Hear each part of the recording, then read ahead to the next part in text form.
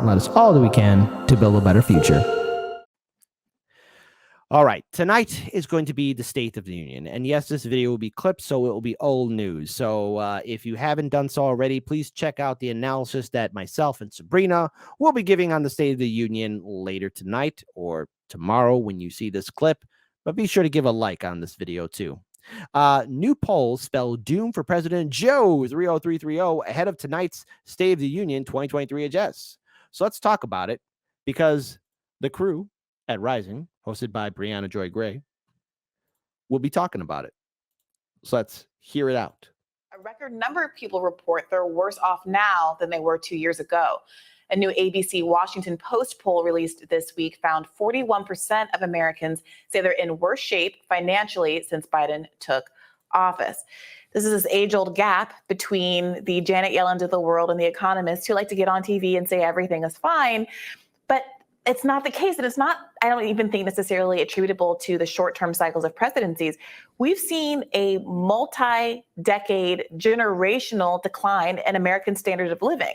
And so trying to pitch the American public that, okay, things are incrementally better than they were a year or two ago doesn't get to the core of the issue, which is that millennials as an entire generation are the first not to do as well as their boomer parents, and on down the line. Well, and a year or two ago, let's be clear, I talked about this on yesterday's show and on last week's show as well. Future generations of Americans are going to be struggling just to own homes, to even start up a small business, or even go to school. Now, for those of you watching, if you want to help the next generation, and this is me not saying that they can't go to school, right? But for young people who want to go to college, I'm right there for you. I agree with you. Higher education is important. But if you go to school here in America, you will be in prison in debt for the rest of your life. Now, you won't be going to jail, but you'll be financially stunted to where you'll be paying off a debt, dare I say it, for 70 years. Because that's what something a lot of millennials, Gen Xers, and sadly, even Gen Z is facing off against too. So to my audience, what I want to say to all of you is this. If you have a chance to speak to a young person that might want to go to college, right? Politely engage in a conversation and just tell them, hold up, save up, don't go to school here in America. But if they got a full scholarship and they're going to fly on by and walk out with zero debt, more power to them. But if they don't, go overseas where it's affordable or free. Go to community college, an apprenticeship program, trade schools. We got to break the debt system here. And the only way to do it is make sure that people don't go to these higher education facilities here in America that are forever putting young people in the chains of debt. That's my solution. Make sure there are no fresh bodies for the college debt scam. 3 years ago was the worst thing that has happened in many of our lifetimes. Yeah. A crushing economic depression brought on by the pandemic. So it's never enough to just say, oh, we're doing better than we were then. Of course, we're doing better than we were then. And Biden likes to take credit for just kind of going back on some levels, returning to how the economy was, how various things were before the pandemic hit, and say, look, we fixed this, when it's like, I don't know that you get credit for that. Well, look, I think that all politicians do that, right? When Obama came in at the beginning of the recession, there were a lot of people who pointed to that and said, oh, he just spent so much when, it was the recession era spending. Everybody does this. Each side makes that argument. Where the American people miss out is that instead of making comparisons to what the other party did or didn't do, they're not making absolute claims about how they're going to actually improve people's lives prospectively and what the parties could be doing if they actually had any interest in doing that instead of just. And they don't have an interest because there's an incentive for them to keep the college system, the credit system, the debt system the way it is. There once was a time not too long ago where college was affordable here in America. Thanks, Ronnie Boy Reagan. You really screwed the pooch on that one. Scoring points on each other. Oh, and by the way, thank you to the architect who made student debt or declaring for bankruptcy with student debt impossible because he sided with the credit card corporations in 2005. Hey, that's the Jagoffs that's going to be speaking at the State of the Union. Hey, that's Bernie Sanders' good friend. Bernie, that's your buddy, your pal. You said it, he's your friend, right, Bernie? You simp so hard for him. That's your buddy who made student debt what it is. Bernie, hey, Bernie, Bernard Sanders. That's Joe Biden, your good pal, your friend. Just so everyone remembers. Okay, even if it's true that Biden is better than 2 years ago, why should people vote for him again? Why is he comparing himself just against, again, this pandemic era standard instead of making a case for not only what he could potentially do, but what the Republicans, by contrast, perhaps aren't willing to do? And so the American people can get a real good sense of what they will get if they vote for one candidate over the other. Exactly. Here's the thing. The two-party system is designed to keep people blinded. And more importantly, the two-party system wants to make sure that everyone keeps blaming each other because, oh, if my party was in charge, things would be like this. Or if my party was in charge, things would be better for us because of X, Y, and Z and 1, 2, 3. No. But it's going to be interesting to see how the State of the Union will play out. Because, of course, let's be very clear. Good old Kamala and Joe, their poll numbers are abysmal, especially Kamala Harris. I know, controversial statement. You could probably hear somebody from the Comedy Central audience from, the show hosted by Trevor Noah, where somebody would say, "Oh wow, he just made fun of Kamala and her low polling numbers. I can't believe it. I'm shocked. I got to be quiet now. I'm shocked. The whole audience is shocked. Shocked, I say. How can you say that Kamala has low poll numbers? But she does. I want to pull this up here, too. Again, shout out to Case Study QB. Rep. Jim Clyburn discusses if Biden should be challenged in 2024, which, again, look, I'm not voting Democrat, and I couldn't give a damn who's running in a Democratic primary, but Biden is clearly suffering from Alzheimer's or dementia or something else altogether. He's not all there. And Kamala, 0 delegates. She only became vice president out of pity. And her polling numbers are lower than Biden's. That is pathetic. To which, again, Clyburn says it's possible that he could, Biden, but he should not.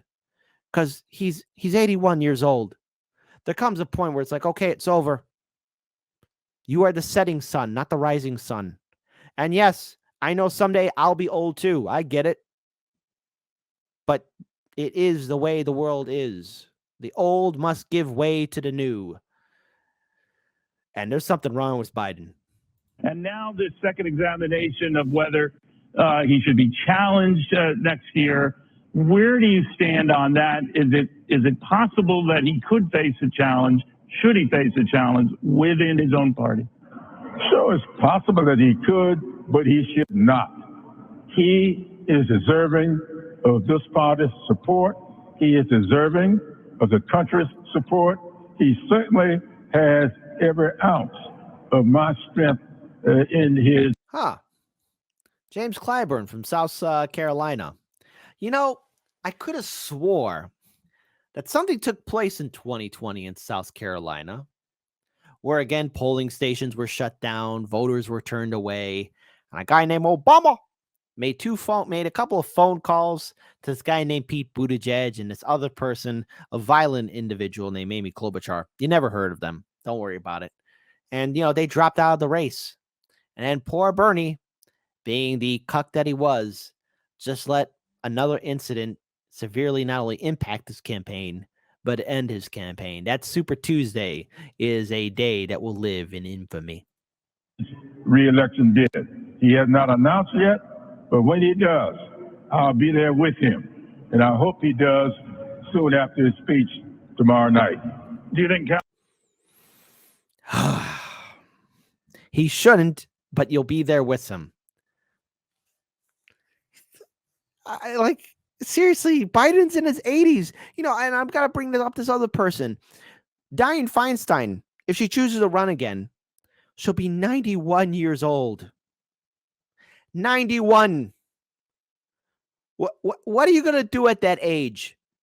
There's been reports that she doesn't even know where she's at half the time.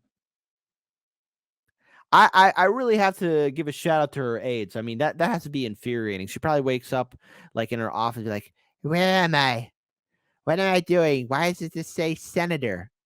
Are you the senator? No, senator, you're the senator. And she probably says, I'm the senator? I'm the senator. No, I shouldn't do that. I shouldn't do that. I'm being too mean. Kamala Harris should still be his running mate. Well, I'm going to leave that up to him. Contrary to what people say, I never told him anything about who ought to be on his ticket. I read this stuff all the time. Yeah. I believe very strongly that candidates for president or in governor, name it, they should pick the people they are comfortable with. Not who I'm If you comfortable had with. your druthers, would you have her on a ticket? Oh, I like her. Yes, I do like her. That's it. Okay, that settles that. But with you, thank you very much. Again, folks, Kamala has a lot of issues. I think people tend to forget she has hemorrhaged more staff members out of her office than any other vice president in American history. Her polling numbers are lower than Biden's. She's been an absolute failure. 0 delegates. And before K-Hive gets upset, just remember this. You know, her campaign went bankrupt and belly up before the first primary took place. Brilliant move, Democrats. She's not popular, but she tells people don't come. To poor people living in in foreign countries who are looking for a better life for themselves. Who are trying to make sure that they're safe. What does Kamala tell people to do? Do not come. Don't come. We live in a madhouse, folks. Madness and stupidity all around. I want to pull up this video here from Case Study QB where they're discussing if Vice President Harris is being used enough as she struggles to define her legacy. And her legacy is this: failure. Absolute failure at every level. That's the legacy of Kamala Harris. She's a failure. Ticket. This is not just Joe Biden. This is Joe Biden and Kamala Harris. And Kamala Harris, who is a historic figure, the most powerful Black woman who's ever existed in the United States, right? Do you think the administration has done enough to put her out there, to use her in the most effective way? I think about issues like, what's happening with Tyree Nichols, these issues that she led on as a senator, gun reform, things like Roe v. Wade. Roe v. Wade. Okay, first of all, again, Roe v. Wade died under the Biden-Harris administration. Number two, when Kamala was, again, Attorney General, she increased the sentences of prisoners behind bars. She withheld evidence to keep an innocent man off a death row. Kamala laughed about potentially sending parents to jail if their kids miss school. Kamala, she's not a good person. And when D.L. Hewley brought that up on Comedy Central, covering for Trevor Noah, or guest hosting for that show, the audience was shocked. You can't say anything bad about Kamala? Woman vice president. Is she, do you think, being used enough and used well enough? I know the vice president is going to be hitting the road a whole lot. Joy, part of it is that she's been anchored to the Senate for 2 years because we had a 50-50 Senate. She had to be there to break these and make these historic legislation. She had to break the ties for them. All of these judges that we've appointed, the more African-American women on the appellate court than all presidents combined. And many times a VP was right there late at night breaking those tie votes. Now, since we have some cushion there, she's going to go all over the country, but also all over the world. She's made some historic progress in terms of rebuilding trust overseas for us. And so she's a tremendous asset on the team. She failed at being the border czar. She failed at being an effective leader. She has failed at every turn, but hey, at least she showed up at a funeral. Kamala's legacy is this: failure. And that's all we need to know. But hey, at least we get a couple of good laughs out of her. Do not come.